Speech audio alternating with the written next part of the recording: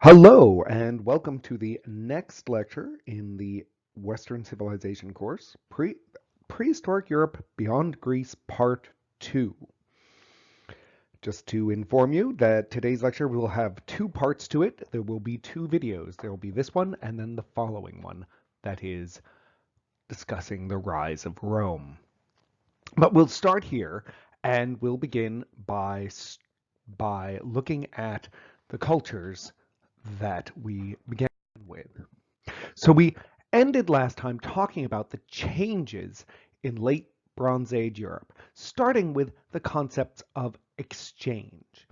They had a pre-monetary exchange, that is a non-economic exchange, where this is a concept that is often very hard for economic theorists and Marxist theorists to deal with because they're always looking to explain things in terms of modern economics.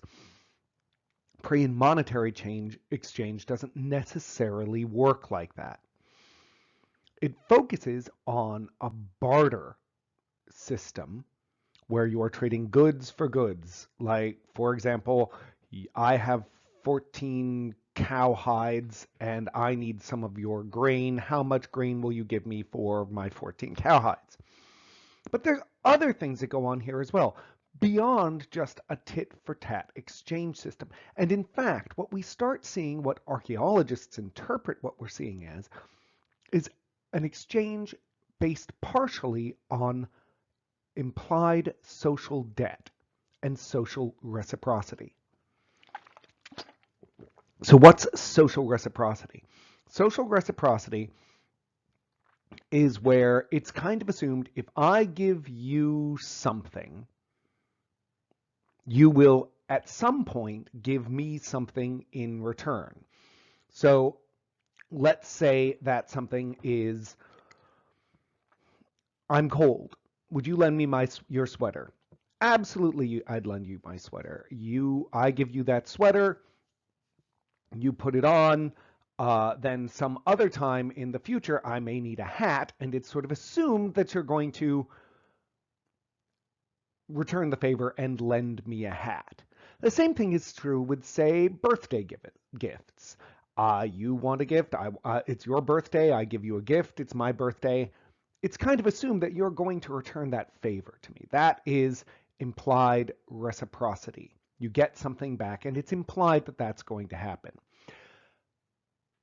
Prestige reciprocity is something else. Implied prestige exchange is a fascinating concept because prestige exchange is based around the concept that my social position can be heightened by the giving of gifts. Now, it isn't as simple as we sometimes think. For example, and I discussed this briefly on Monday, if we have a series of weddings that happen, let's say you invite me to a wedding. Well, let's start with this way. I invite you to my wedding. Now, I am the professor, so I'm there, but it's implied that you're going to probably bring a wedding gift. Now, you're all students. You probably can't afford incredibly expensive wedding gifts, so you give me something nice that speaks personally of you. And I think, oh, isn't that splendid? Now, I am the professor, you are students, but you decide to get married. By the way, this is not me looking for invitations to weddings. But let's say you decide to get married. You invite me to your wedding. Well, I'm a professor, so I can probably afford a little bit more. So it's implied that I will give you a slightly better present. This is just because I can afford it. This is the nature of the relationship. So I give you a slightly nicer present than you give me, and that's wonderful. Now, say 20 years pass and we remain good friends and you become quite successful and we're about on par with each other, but it becomes my son's wedding and you're invited to my son's wedding. Well, at this stage, it's probably implied that you gave me a good gift, I have given you a slightly better gift. You're probably going to give my son a slightly better gift than that, because after all, you are now successful artists or what have you, making tons of money, as of course artists do, and so you give a slightly better gift than I gave you for your present and then the next thing happens is your kids have a wedding, and then I am invited, and my son is invited. Well, it'll be implied that he'll give a slightly better gift, and I'll give a slightly better gift. So you can see how this system works. There's an implied social reciprocity, not just that we give tit for tat, but that we kind of one-up each other. But it isn't done in a manner of trying to be better. It is done in a matter of trying to show that we care a little bit more. Now, imagine a world with no money. Hasn't been invented yet. So, in these circumstances, you have what's called prestige exchange, where sometimes you have communities or individuals in communities giving gifts.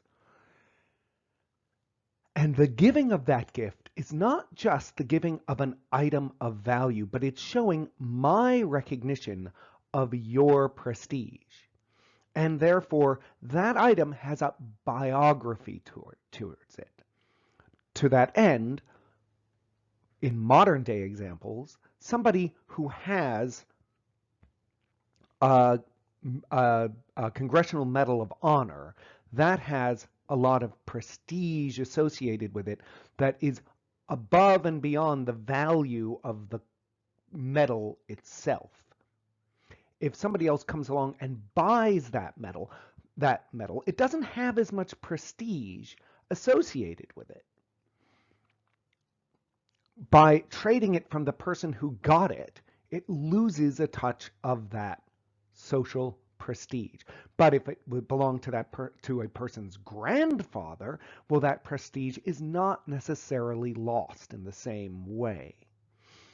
Similarly, actually, in a reverse element, you could say that some items gain prestige by being handed from one to another, so that a wig that had belonged to George Washington has more prestige value in it today than it did when George Washington wore it on his head. Similarly can be said about George Washington's tent.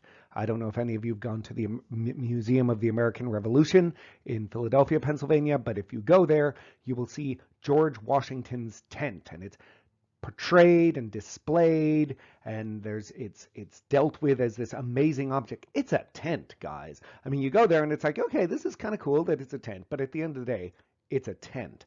However, because it was George Washington's tent throughout his entire campaign, it has gained a reverence to it, a social value to it, a biography to it. The same thing can be said to happen with items that are passed down from generation to generation. For example, in the movie Pulp Fiction, there's a point where Bruce Willis's grandfather's watch is given to him.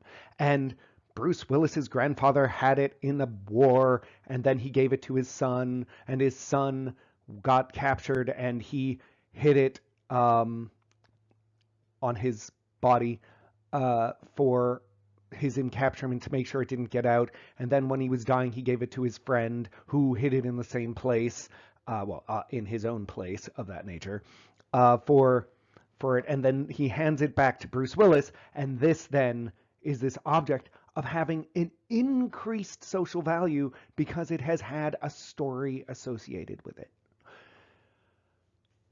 So that object holds a certain thing, and to turn and wear it shows a certain level of prestige.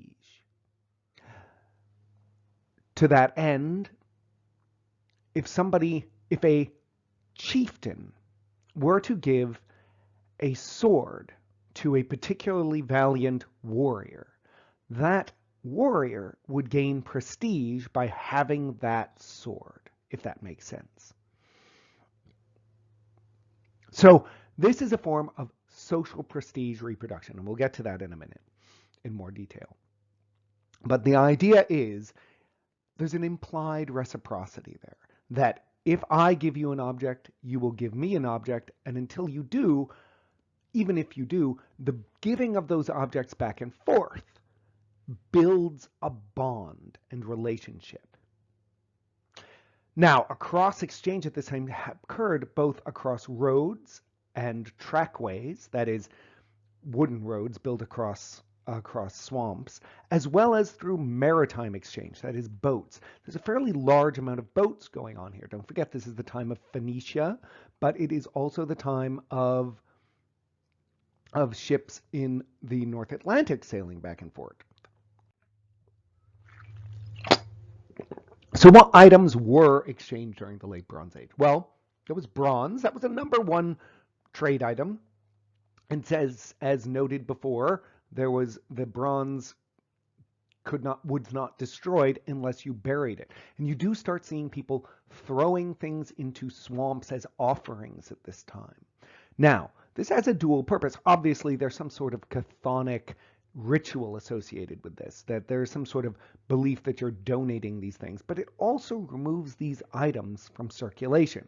And if you have too many items in circulation that have a wealth, whether that is a value, whether that is monetary or solely prestige, the more of those things that are floating around, the less value it has.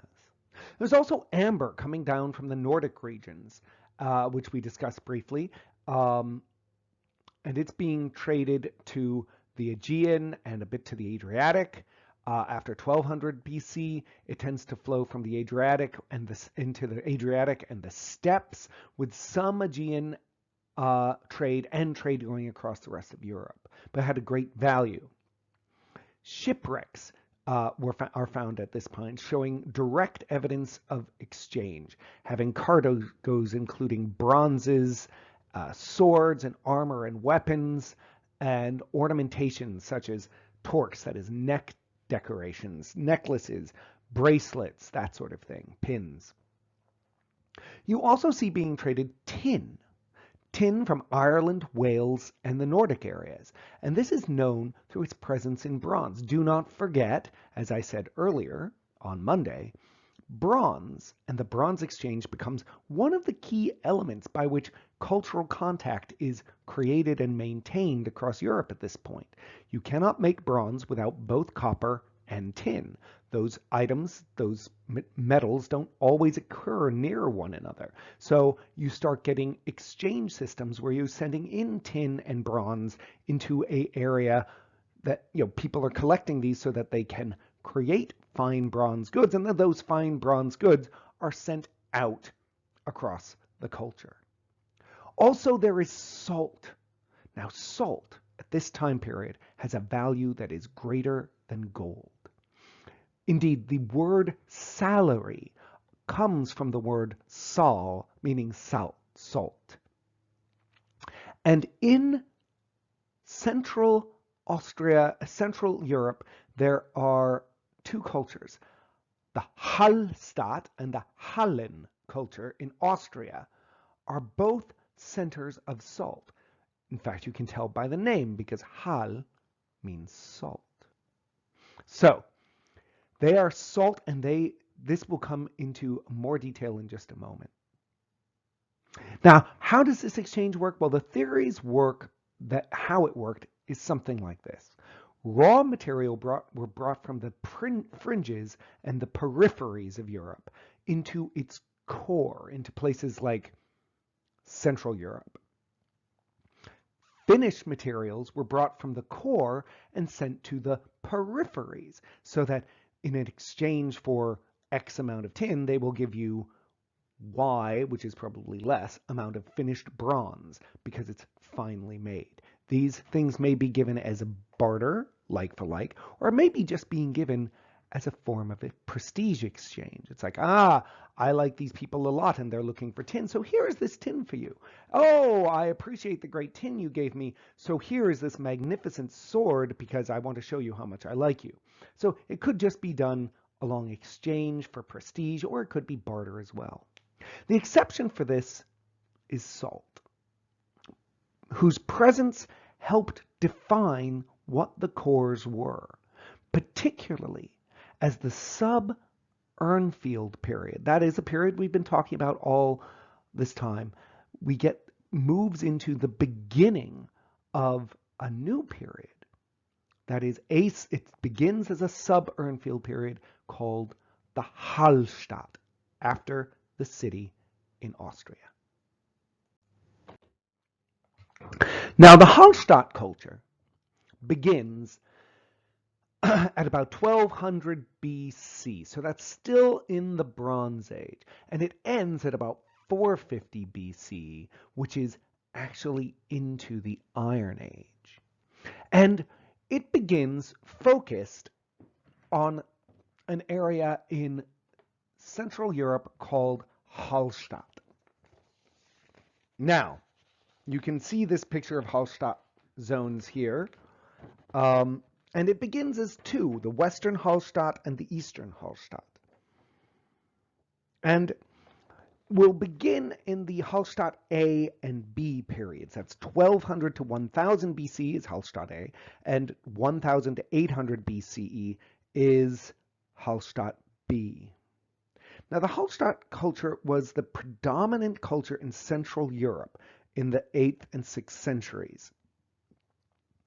And it developed out of a very local variant of the Urnfield culture, that is, that cremation culture we talked about before, as early as the 12th century BCE.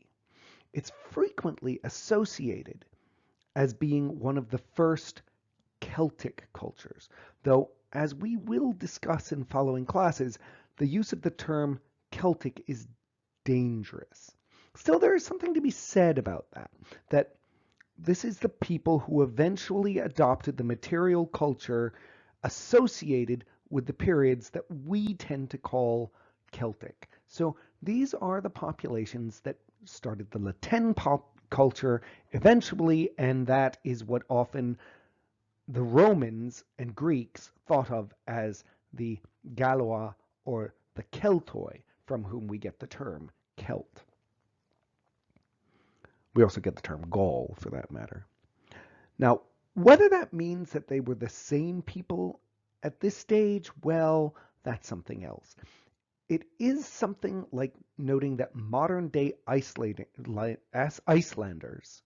are Vikings, or that the English are Normans. Not really necessarily the case. But as a whole, the period can be divided into these categories. The Hallstatt A-B is part of the Bronze Age Urnfield culture. Phase A saw a Villanovian influence, that is to say, influence out of northern Italy and the people who we will be talking about in a moment, which are Etruria. In Phase B, tumuluses, much like kurgans, became the norm, and cremation still predominates at this time. And it's also in this period when the cultural bounds go beyond the top of the map. That is to say, to begin to reach its eventual limits, which is shown on the bottom map. So it's in the Hallstatt B. Hallstatt A is located, as you see, in that sort of brown area on the top map. But Hallstatt A begins there. Hallstatt B begins to reach beyond that until we come to Hallstatt C. Now, Hallstatt C is what is usually referred to as the Hallstatt period. Hallstatt C and D, I should say, rather. Hallstatt A and B are subparts of the Urnfield culture. But once we get to Hallstatt C, at about 800 BCE, we begin to get a culture that is significantly different from those around it and begins impacting across the rest of Europe. it is also during this time period that we begin to transition from the Bronze Age into the Iron Age. And after this, after Hallstatt D, it is succeeded by the Latin culture in that period, which we'll be picking up in a couple of days. But it's during that time period that we see elements that really impact the rest of Europe. And it's beginning in the Hallstatt D is where it has its origins. And that is the time period, the Latin is the time period that people normally associate as being Celtic, though in truth, anything that came out of that began with this pan-European Hallstatt culture that began here. Now, back to the Hallstatt D, in there we see it has a spread across all of Europe. And Hallstatt C, it begins. By Hallstatt D, you can see it spreading on the lower map across that region. And it appears to be an exchange system with the culture trading as a part of that the culture spreads beyond. And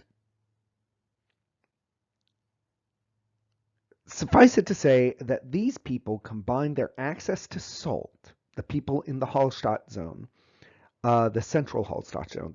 They combine their access to salt and their location at a crossroads of the Adriatic and the Aegean, and as well as trade routes across to the Baltic in the north and the steppes, and particularly with their access to and almost monopoly of control over Atlantic Europe, they began to create a social hierarchy and a culture that seems to have dominated Europe. But that's another story, and we'll get to there in a different class. Meanwhile, it is time to look a bit into the Iron Age.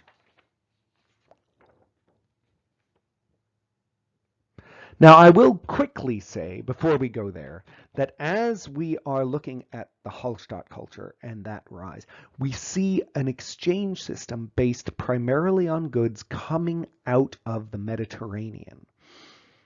And we see the rise of what is called princely elites. These elites have greater and greater amounts of goods. Now, again, we will get to this in about 2 classes. But I just thought I'd say that because it sets the stage for what comes next. And what comes next is the Iron Age. And here we're going to discuss the proto-historic and his early historic periods in the Mediterranean world. Now here again, you can see how these things work across. In Western Europe, you can see the Bronze Age, the Iron Age beginning rather, at about 1000 BCE, whereas in the Aegean, it's considerably earlier than that. It's more along the lines of 1500 BCE, and in Egypt and Mesopotamia, it's earlier still. Now, we'll begin by looking at the Western Mediterranean at the beginning of the Iron Age. And we'll begin with Iberia. Iberia has 3 cultural groups in it at this point, the Iberian Peninsula. Those are the Iberians, and that is a culture in and to itself from which the peninsula takes its name. The Tartessos, who are in the southwest of the Iberian Peninsula, and therefore really at the mouth of the Mediterranean and particularly on the Atlantic coast.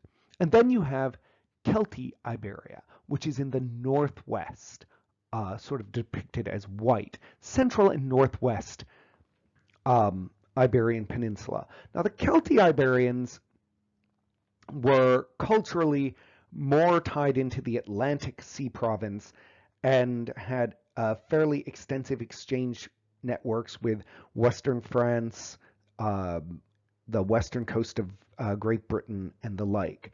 Whereas the Tartessos were a different culture altogether, and they were focused really primarily in the southwest.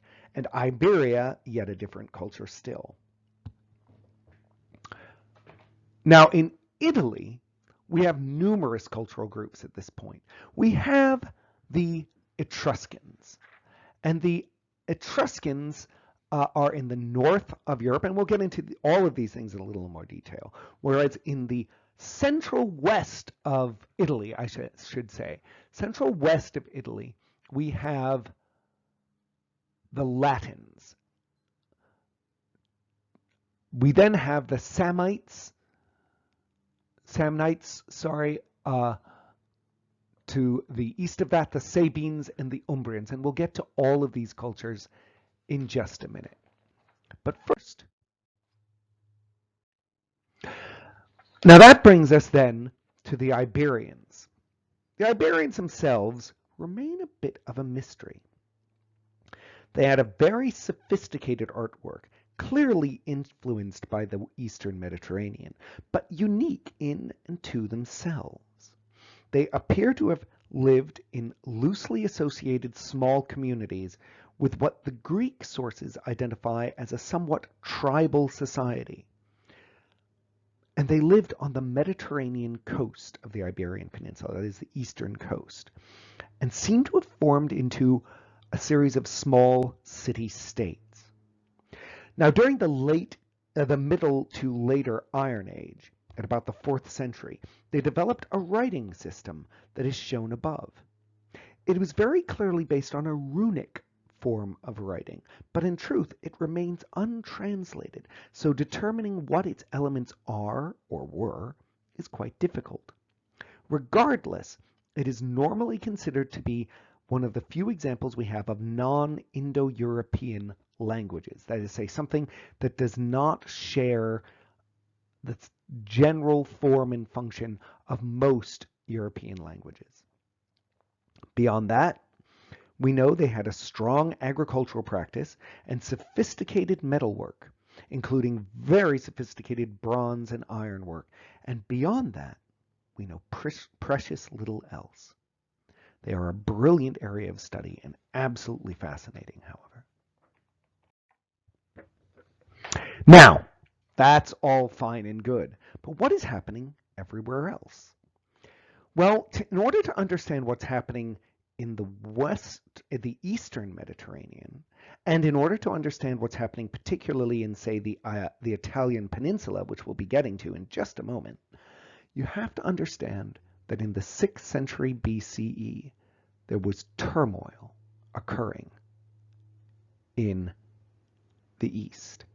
Now, as you gathered, most civilizations, most power bases at this point are in the East. They're in the Near East. They're in Egypt and Mesopotamia and the Levant. And what's occurring in those areas is a huge amount of social upheaval and change. For one thing, as I mentioned before, there were the Phoenicians, whose exchange networks went throughout the West and particularly far throughout the Mediterranean. They went up the Atlantic coast and they even circumnavigated Africa. These were a mighty series of cities. But in the Levant, the Phoenician cities were overrun by the Babylonians in 573 BC. And Phoenicians responded by shifting their center, their core, from being in what is modern-day Lebanon to the very successful North African colony of Carthage. Now, this will come back to great importance when we discuss Rome. But Carthage becomes the center of Phoenician culture, and eventually Phoenician culture metamorphosizes into what we call Carthaginian culture.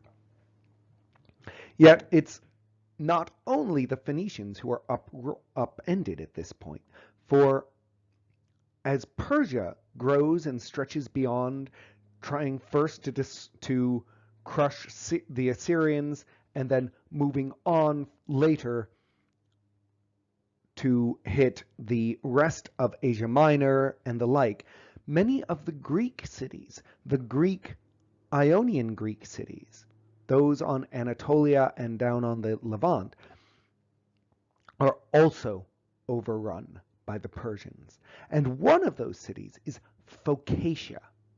Phocaea is an incredibly powerful colonizer. It has colonies that start as far as Allia in Corsica,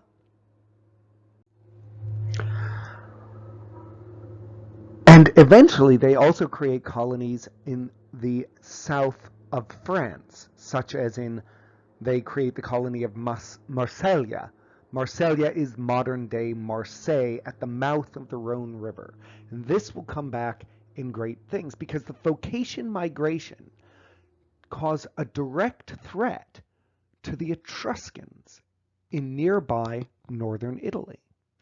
We'll discuss the Etruscans in just a moment, but the Etruscans created at this point an alliance with the Carthaginians to oppose the Phocaeans, which resulted in the Battle of Allia and further migration to Ilia in southern Italy. So it begins a chain series of events.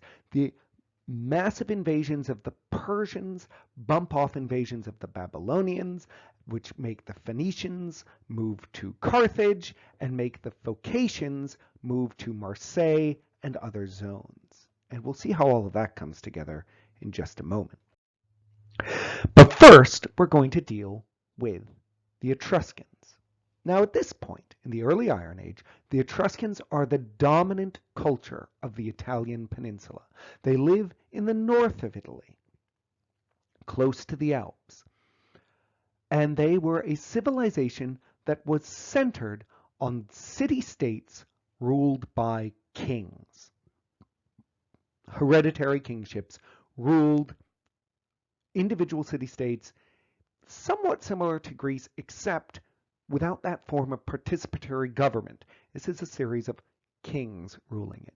And they controlled the trans-alpine trade.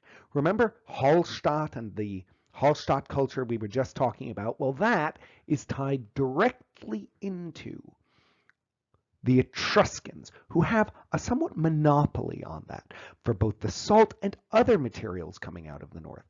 Hides, amber, gold, some bronzes, more as slaves, things such as that. Now, they had their burials in cremation cemeteries, well tombs. They put these cremation burials into big wells of a cemetery style.